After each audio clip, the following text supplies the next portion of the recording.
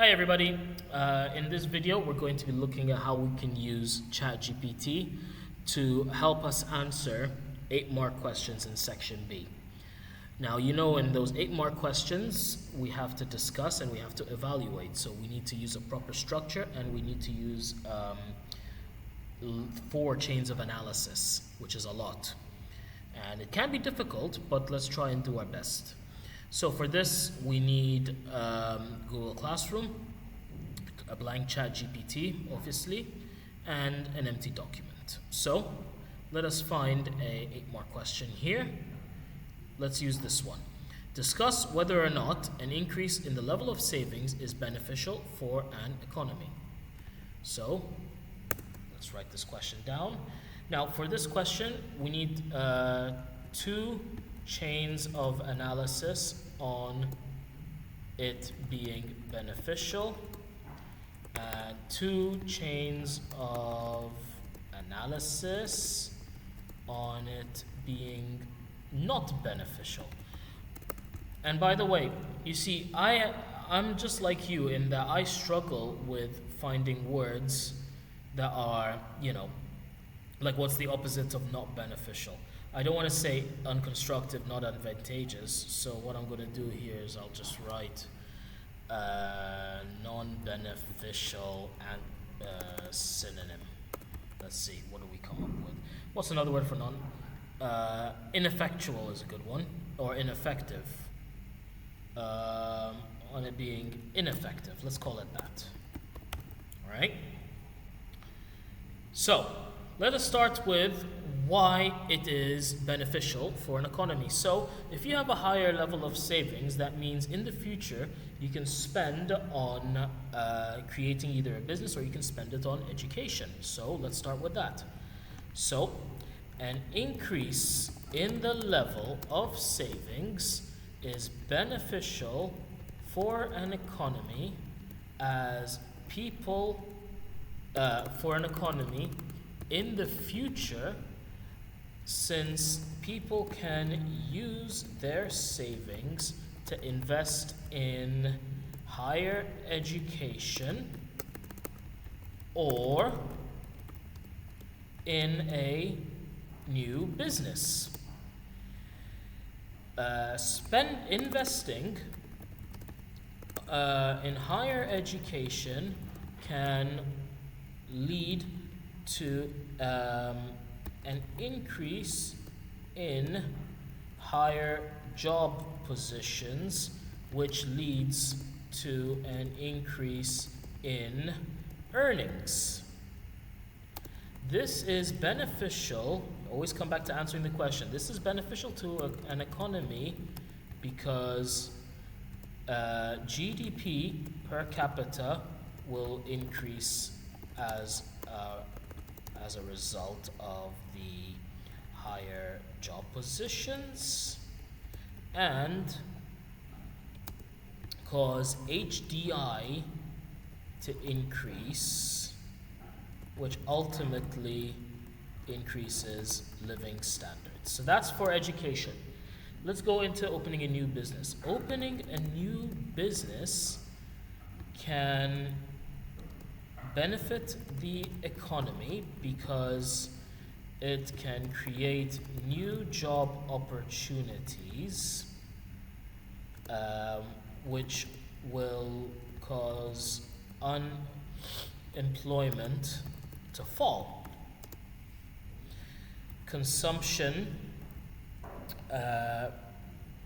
will increase as a byproduct since more people will be earning a salary, which will increase economic growth and GDP in the future, right? So that, I think, is a really good chain of analysis. I'm going to add one more point, okay? I'm going to say having a higher level of savings can be beneficial for consumers in case of a negative economic event. During a negative economic event, such as a recession, spending and consumption will fall and more people will save money. This can people who save money will be able to survive or thrive during such events, as they will have enough income to sustain them. The reason sustain them in case of an increase in redundancies, because during a recession, more people get laid off at work, more people get fired. So having enough savings will help them in such an event. So let me just reword that. During an activity such as recession, spending and consumption will fall, and not more people will save money, and more people may be made redundant. People who save money will survive or thrive, not thrive, during such events, as they'll have enough income to sustain them in case of an increase in redundancies. There we go. I'm happy with that. So now let's explain why it may not be why it will be ineffective. However, while it may be beneficial in the future, it may not be beneficial in the present.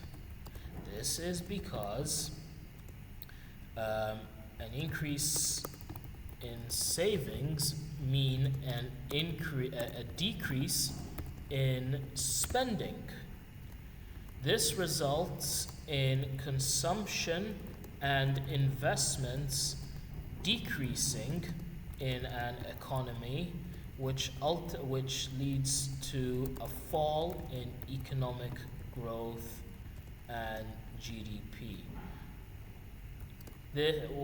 which can potentially lead to an economic downturn, right? So that's the first point that we're making here, saying that while it may be beneficial in the future, presently there will be a fall in economic growth because of the lack of consumption and investment, which may lead to an economic downturn, right?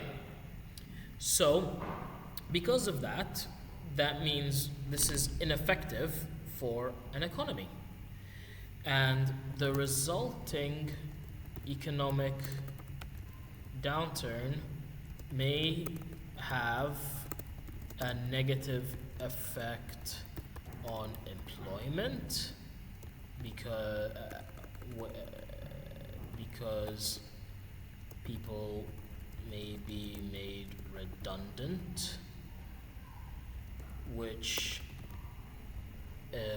has a negative effect on the unemployment rate in an economy. So we're saying that it may cause unemployment to increase as a result. But what else is a negative reason why savings is not good for an economy? We said that investments will fall and consumption will fall, but because savings increases, that means tax revenues will fall as well. A fall in consumption and investments will lead to a fall in government income, since tax revenues will fall along with consumption and investments. Right? So we're saying now that tax revenues will fall along with consumption and investments. This fall in tax revenue means that governments may not have the facility or the funds to implement new government programs or projects to boost economic growth. All right? So those are our two reasons. Okay, those are our reason why it's ineffective and why it is effective. The best way to end this would be to conclude. So with a conclusion, we'll say, in conclusion, while there may be short-term negative impacts, such as a fall in tax revenue, the economy, let me spell that properly, the economy will thrive in the future as consumers will have the funds to create new businesses or invest in the future, in future businesses, which ultimately will lead to higher growth and GDP. So that will be our conclusion. Okay, let's say the short-term loss will be nullified by the long-term gain in the economy, thus an increase in savings is beneficial for an economy. So we've drawn a line in the sand here and said there is a benefit to having long-term, to have savings. So to have an increase in savings. So now what are we going to do? We are going to take this, okay, and we're going to go to ChatGPT, and we are going to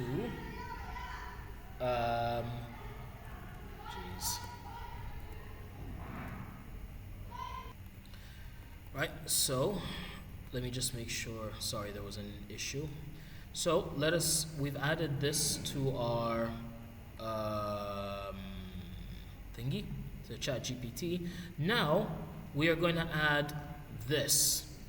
Mark this using Cambridge IGCSE Economics 0455 standard using the rubric for paper 2, section B, 8-mark questions, because that is what we are looking for in this question. Okay? So let's write this down and let's see what we get. Okay?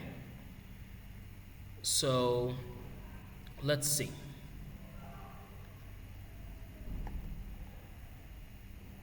Okay, so they've given our answer 8 out of 8 because we have demonstrated knowledge and understanding, application, analysis, and evaluation, right? Let's ask for, can you break it down per point in terms of marking, right? This is the best way to revise and to study it because this will help you figure out what you need to do and to improve. So, let's have a look.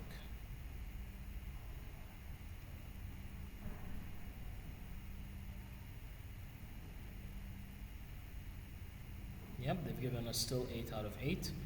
Let us ask, so here we have analysis and application for this.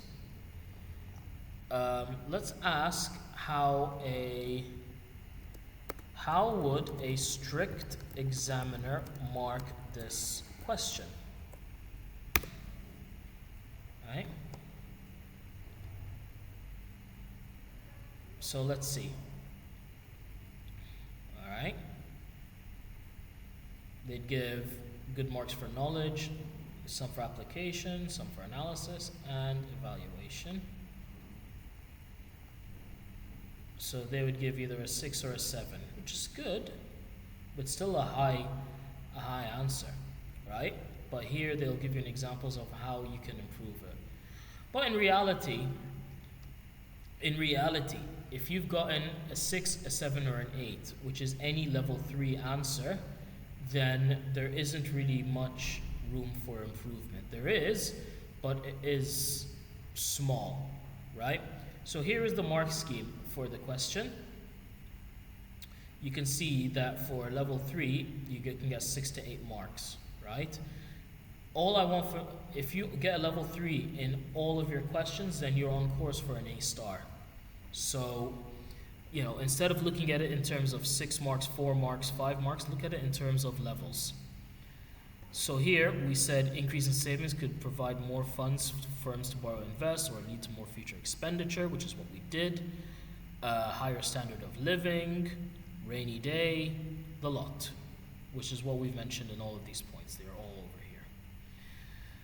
So this is a nice way to mark your work. One thing I would say to these guys is do not use half points in the marking. Let's see, because we never use halves. We use either 2 or 1. That's it, right?